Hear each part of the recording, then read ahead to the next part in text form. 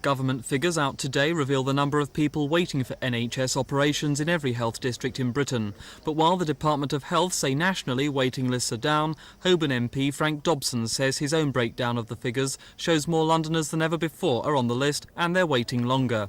He says the latest figures show more than 133,000 patients are waiting for operations in the capital, a rise of over 3,000 in a year. Among the worst examples, it's claimed, is the Moorfields Eye Hospital, where waiting lists have increased 54%, and the Royal Free Hospital up 45%. And the places you have to wait longest for operations are Ealing and West Lambeth, where 56% of patients have waited more than a year, followed by Southwark, where the figure is put at 40%. Frank Dobson says patients' lives are at risk and the health service needs a major injection of cash in London. Well, for a lot of people it means that they're in considerable pain and suffering and wondering when they're going to be dealt with.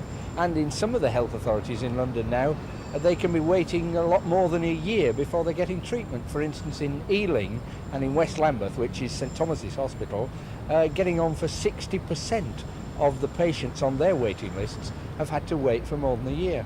Are you saying that lives could be at risk? Oh, I'm sure some lives are at risk, but it isn't.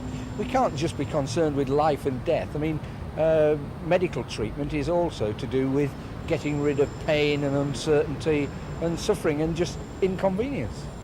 The Department of Health admit that in some parts of London waiting lists have gone up, but they insist there are many areas where they're down and say in Britain as a whole the time you have to wait for an operation has been substantially reduced. This is Mike Pearce for Thames News.